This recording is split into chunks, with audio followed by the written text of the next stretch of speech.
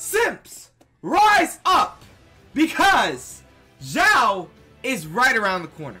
Now, he's not literally right around the corner because, as you do know, we have to wait at least, I think 15 more days or something like that. But we are soon going to get his gameplay because soon there will be a live stream, you know, putting out his official information, everything to look forward to the character about, and so on and so forth. So, this live stream should happen somewhere at the end of this week, maybe. We'll go over more of that in detail. But, in today's video, we have two things we're going to discuss mainly. We're going to discuss a little bit about Xiao, and break him down to the most broken down you can even think about. And also, you know, talk about things that may change or may not change towards when they're about to live release him. And then also, we're going to talk about the new resin looking system that's going to come to Genshin. Now, it's really good because it looks like it's for free-to-play players, but we will go over this in this video today. So, let's go ahead and get over this. But if you're new to the channel, make sure you smash that subscribe button down below. Join the subscribers on the grind to 2,600 by hitting that button down below. Hit the notification bell to be notified of all my daily uploads. And don't forget to smash that like button down below. You're going to enjoy this content. But without further ado, let's get into this video. As I said, update 1.3 live stream Lantern Festival will be really soon. Lots of indications to suppose that the first banner is that of Xiao. We will be very quickly informed, so stay tuned. So guys, people are probably thinking, wow, is it going to be Hu Tao first or Xiao? Now, since the Lantern Festival is coming out really soon, it leads me to believe, like, as soon as 1.3 launches, it's going to be Xiao, similar to how we got Albedo when we got his event. Now, if they somehow don't put Xiao out, they put Hu Tao out during this event, like the first banner of 1.3 is like Hu Tao with this event as soon as it comes out, I'll be extremely surprised, like extremely surprised. But what we're looking at right now and what's most likely going to happen is Xiao will be the first banner of 1.3, and soon we are to get a live stream, which is in 2 days. So at the end of this week, we're getting a 1.3 live stream, and we're going to see, you know, the official information about Xiao and most, like, you know, most things about him, because he's going to be literally like right around the corner. We're already towards the end of the month, and he's literally going to be probably most likely at the beginning of February, which is February 3rd if you don't know. So he's most likely going to be, you know, put out right there. It's either him or Hu Tao, but I most likely think it's going to be Xiao that's going to be put out February the 3rd. So for sure, that's going to be insane. They're going to go over all the information about him, the real information, everything that's true. It's not going to be any rumors or anything like that. It's just going to be raw information from the actual team that created him and whatnot. So that's going to be really cool. So anyway, let's go over a little bit about Xiao and what he's looking like right now. Xiao really has not changed much, and what I mean by this is basically, like, he still has courier stat progression. It still goes by the same amount. He still has everything the same. His limb scattering cycling still has the same cooldown, still has the same damage. The Bane of All Evil, if you did not know, a while ago it had like a hotfix where they basically added plunge attack damage bonus into it and lowered the percentage overall, which is pretty low percentage, but at the same time, adding plunge attack damage is really good because you're going to be doing a considerable amount of plunge attacks, even though they say it was nerfed. We really don't know yet. Like I said, once this comes out, like once the character, once they give us all the details, once they give us all the buffs, once they give us all the nerfs, once they give us the gameplay of the official Xiao, like detailed gameplay, we will see more, and we see how the plunge attack was nerfed or how it was buffed. Because I feel like definitely, like I said in previous videos, if the plunging attack was nerfed, and then that means that the closed beta test 3 footage that we reviewed a while ago, that means that when he did his jump, he jumped really high, and then he could not, it looked like he could not plunge, like, you know, midway like he usually can. So you could like jump, plunge. Nah, instead it looks like he jumped and then like, you know, plunge. So it looks like it was a longer what am I trying to say? Longer time for the jump to go in until you could, like, the active frames of the jump were so long that it made it to where the plunge could not come out too early, to where it's not spammable. That's what it looked like, but that's what most players are assuming, that his plunge damage was reduced by them making it less spammable.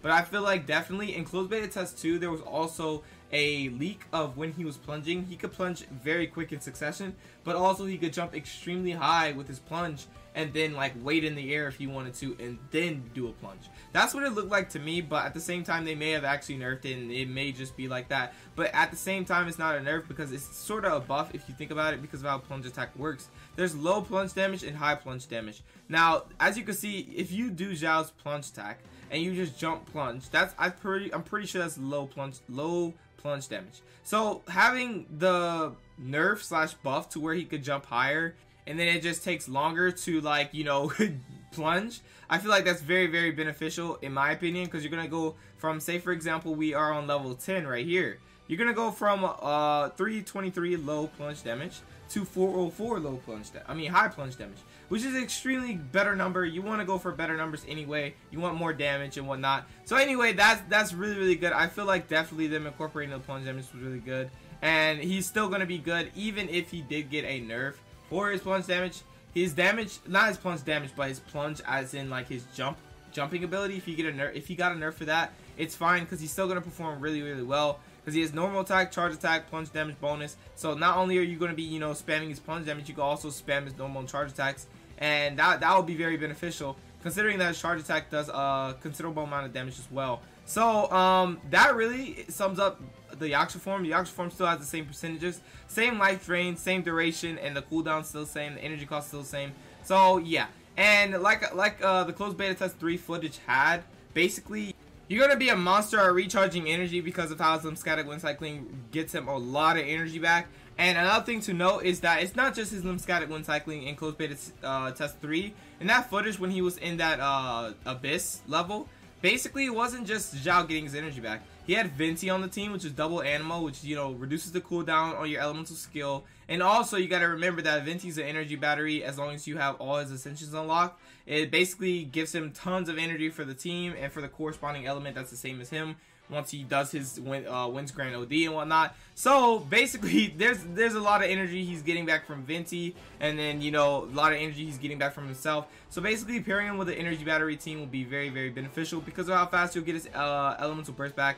And it'll be so good because his elemental burst does so much damage, even though like the life drain is not even bad, like, because I love how it takes from current HP, and it's like not even taking a fat chunk like Hu Tao, but like it's still like extremely, extremely viable in my opinion, even though it's like 15 seconds, so it's taking 3%. If you're level 10, it's taking 2% of your current HP per second, and the duration, as you can see, is 15 seconds. So it's not going to take too much, but it's still going to, like, it's balanced, honestly, because once you're in this form, you're literally going to do tons of damage. And this is not even to mention this right here, the Conqueror of Evil. This has not changed.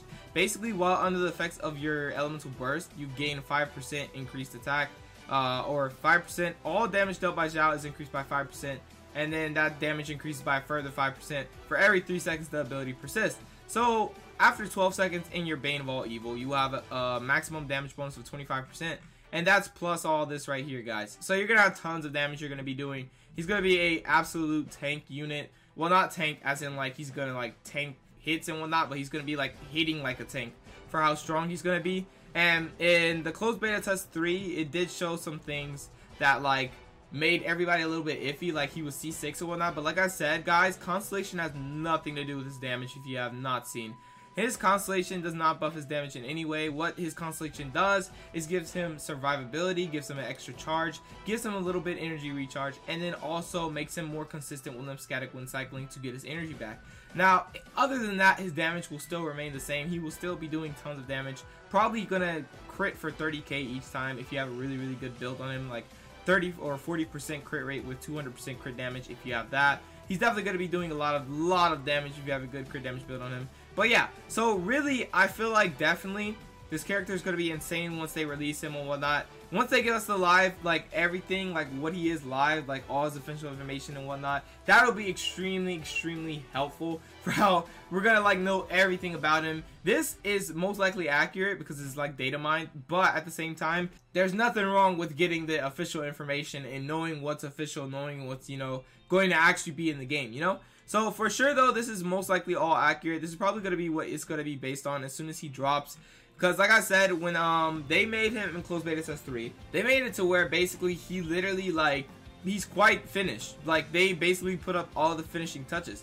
Now for the closed beta test 3 testers, they're probably giving feedback still, and he is not released yet, so he has a couple days till he releases, so some things may change, some things may get buffed.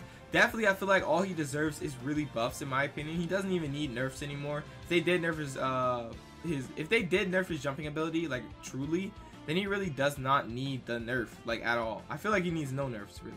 So, but if they did it, then maybe a couple nerfs here and there maybe, but he really is good overall. He looks pretty balanced in close beta test 3, and I feel like C6, yeah, definitely looks balanced with that. But at the same time, he's not balanced because of this. C6 is just insane.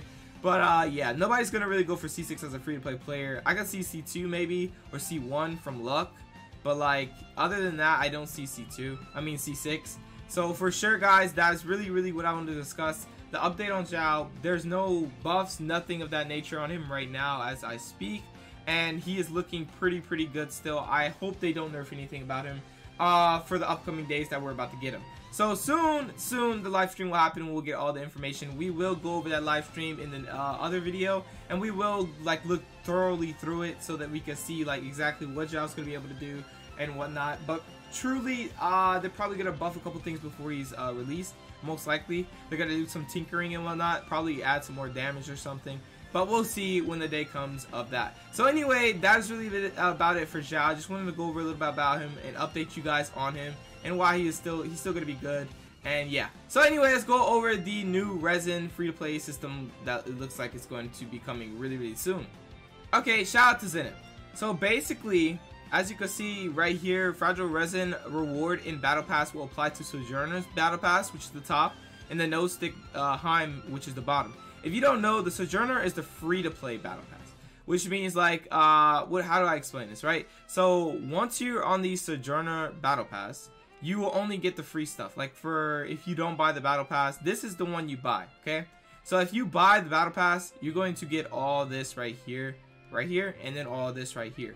But if you don't buy the Battle Pass, you're just getting all this. Now, the reason this is so good is because you're going to be able to obtain Fragile Resin ×1 every 10 levels. Meaning, this makes it worthy of grinding, literally grinding for the Battle Pass, because of how you're going to be able to get Fragile Resin. And Fragile Resin, if you did not know, if you are like a low AR player right now, this is one of the most important items, especially once you get above AR 45, 100% AR 45 to AR 50.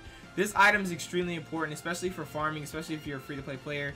And considering, like, you know, even I don't even buy those packs that give you only one resin for like 980 Genesis crystals. That's just, or however much Genesis crystals. It's just too much Genesis crystals to waste just to get one fragile resin, when I could just wait, you know, an hour or something to get like most of it back. So I feel like definitely it's like they could make better packs, but anyway, I don't even need to worry about that anymore because of how this is going to work. Buying the Battle Pass seems to be the most beneficial way to get your grinds worth, because of the fact that you're going to literally be able to get all of this fragile resin. And not only are you getting all this fragile resin, you're also getting all these weapon level up materials, which is very important if you did not know. I mean, yes, you can farm weapon ascension or weapon level up materials from the blacksmith by asking him every day to find the blue crystals, the blue magical crystals, and then you just make them. But at the same time, that, like, you know, that requires like a lot of grinding, considering that you only get like what, 4 or 3 crystals a day, and that only makes you like a couple of these right here,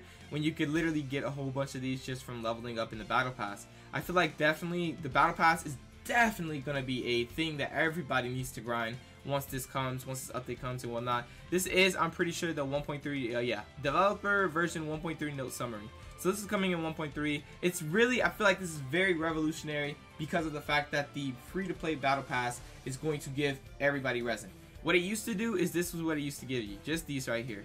Now it's giving you this, and that's how the no stick worked too. It used to only give us this, but it gave us more. But now look, it's giving us this and that. So it's going to be very beneficial. Like I said, the Sojourner Battle Pass is going to make free-to-play players way more, you know, I feel like it should make y'all happy. Really happy for the fact that you're getting free fragile resin. You don't have to level up. Like, this is going to be in every Battle Pass, I'm pretty sure. So you're going to literally have tons of time to get, you know, resin, tons of more farming and whatnot because of the resin. But the only problem is the grind for the resin, because some people don't like grinding the Battle Pass. I feel like definitely this is going to change your mind. You should want to grind the Battle Pass from getting this, because this, like I said, this right here is going to be so important. These 5 fragile resins are going to be so important, guys. And I feel like I cannot stress it enough. Even though it's only 5, trust me, it makes a difference in everything because of your farming ability and all that you can do with it. So like I feel like definitely Battle Pass should be grinded a lot more, way more than a lot more, guys, for sure. So make sure you, when 1.3 comes, you definitely, and if you buy the no stick too, you will get the Sojourner and the no stick. So you'll get a total of 10 resin, 10 fragile resin just from, you know, grinding the whole Battle Pass. And that's a lot of fragile resin, guys, if you did not know. That is a lot. That's 600 resin right there, just flat. So I feel like definitely it's going to be beneficial for free-to-play players as well as pay-to-play players. It's only like, what, $8 for the Battle Pass, by the way. So like if you want to buy the Battle Pass to get more resin so that you can like grind more, so that you could get more artifacts easier and whatnot, or you know, whatever you do with it. Just to let you know though, if you're not above AR 45, or if you're not AR 45, don't even worry about resin right now, because of the fact that artifacts are not as consistent as they are at AR 45. Because at AR 45 you unlock like level 90 dungeons, and level 90 dungeons have a guaranteed drop of 1 golden artifact, which makes it really beneficial to like, you know, have fragile resin, so that like you can like you could use your fragile resin, make condensed resin, and then like go into a level 90 dungeon and get 2 times the drop rewards.